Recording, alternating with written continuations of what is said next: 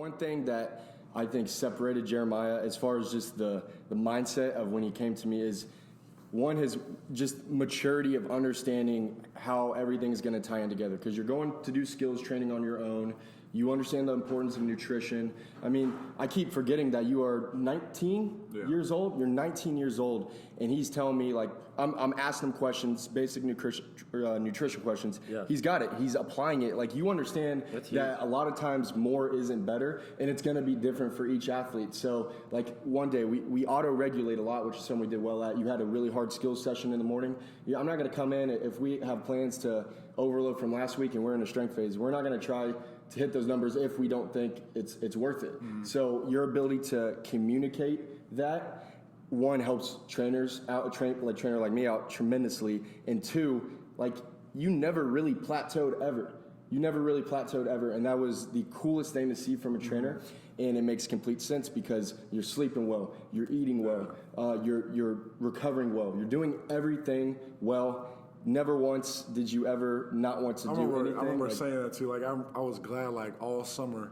There wasn't one time, like, I was doing, like, my personal record, and I was like, oh, like, I couldn't get, like, that third rep or fourth rep or whatever. Mm-hmm. Like, we always just kept going and not overdoing it, but, like, we were getting to with a point I feel like I'm the strongest, and it's not like I need to go way more. I can just keep getting stronger and stronger and stronger. Like, how strong is strong enough type deal. Yeah. And when you came in, dude, you were already really strong. We weren't really testing, like, those 3-rep max numbers because, like you said, I think that you've built a foundation of strength probably just through lifting over the years.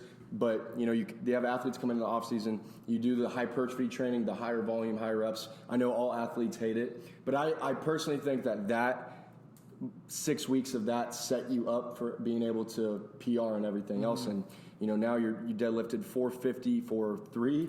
That's like a 490, 500 1-rep max. You benched 235 for 3, and we projected your bench max at like 225 for 1 when we started. Yeah. I mean, just, it's crazy, man. It's crazy, and it's awesome to see. And just that alone, I think you're going to just feel the difference this season and just use what you already got, God-gifted ability, and it's going to be awesome, man. Here's what I want to know. Like, you just don't have too many highs. You don't have too many lows. You seem like a really just even, solid dude. That's huge. You got confidence. You're not arrogant, cocky at all, but you know what you're capable of, and you're competitive. Like you said, quote from Jeremiah, I hate being asked at something. If there's anything we did that was very, very, very seldomly that he did not get down the first time, he's going to stay there all night till you get it down. And, I love that about you. And where does that come from? Because that's really something that can't be taught. Like, is this a childhood thing? Is it a relationship that you built amongst your family? Where did that come from? Because super important. I would say, I mean, my dad was a super competitive dude. Like, when he played basketball. But I always thank my parents because they never really pushed me to be something.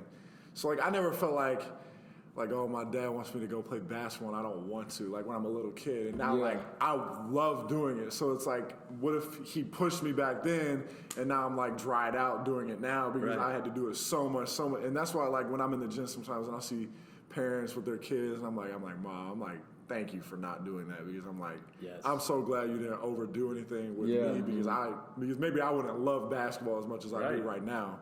And so, but I would say it's just probably my parents because, I mean, my mom was she swam and she loved that and she played basketball, and then my dad, he was really, really good at basketball. I can attest to that.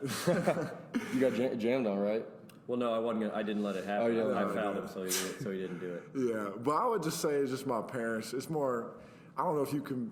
I think you can be born with it. Like, I feel like I just grew into it, and obviously my coaches, playing for my coaches in elementary school and middle school and high school, AAU, and all that. And I just feel like over time I just kind of see, because I knew I wanted to play basketball at the highest level, so I just kind of see what I have to do that. And I just know basketball is like, it's like 40% physical, 60% mental to me. I think it's more mental than it is physical. Yeah. Mm-hmm. Because if you're not there mentally, you're not there physically at all. Yeah. So, and my favorite player is Kobe Bryant. So his Mamba mentality, like I love that so much. Yeah. And so I just looked up to him so much playing basketball. And like I just knew his mental game was like the best ever. Like there's Yes. only very few people that could be in a category with him. It'd be like Jordan, Kevin Garnett, him, and there might be a couple more that I'm not LeBron's got to be up there. Yeah, you could say LeBron. I would say LeBron. You could say LeBron. I'll let you tell this story too. He showed me a video of him on the stage with Sway Lee Really? singing Sunflowers. Really? Tell him the story though. That's On cool. So campus? like like the late nights like schools have like Sure. whatever you scrimmage and then Right. like there's like a singer that will probably come Oh, in. yeah. So Sway Lee Yeah, came KU in got in trouble in the one they with did. the Snoop Dogg. Yeah, with the stripper That was pole. hilarious. That was hilarious. But Hey, and while you're looking for that, thank you so much, Jeremiah, for not following your dad's footsteps and going to KU. This is coming from a Zoo fan. No, that's hilarious. So, but we had like Sway Lee come in and do his he had like a little concert thing after our game. I'm trying to find this video. This is No, hilarious. here, and so I'm like right there so like the basketball team is like right there, like right next to the stage essentially.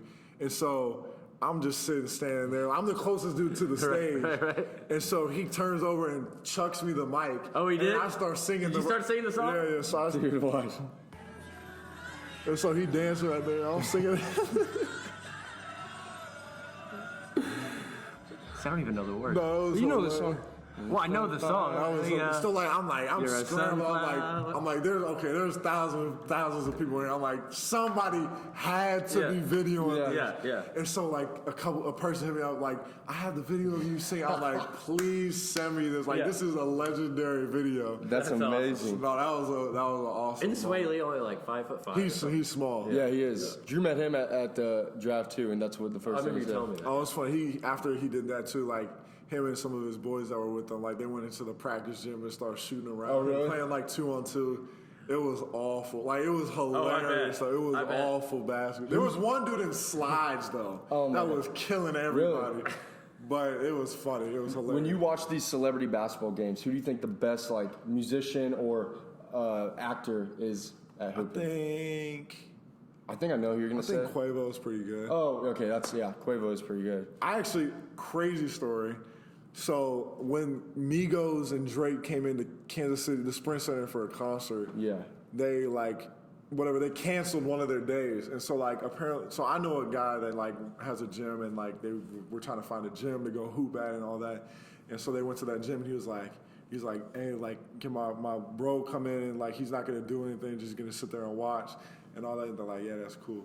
And so I went to the gym with one of my friends too, and we were sitting there on like the court side watching OVO versus Migo game. No way. And like cool. Drake and Migos are hooping and like their entourage, and it was crazy. This was in Kansas City? Yes, it was crazy. Wow. So I'm like I got to say meet like the Migos and like Drake and like it was sweet. No, it was a I didn't know that, experience. dude. That's crazy. Yeah, no, it was a crazy experience. We were like I've never really felt like starstruck or Yeah, anything. I think I would if I met I'm sitting there, Drake. I'm like, damn, like it's Migos and like Yeah. Drake's over here playing. I'm like, that's crazy. That Like it is was crazy. crazy.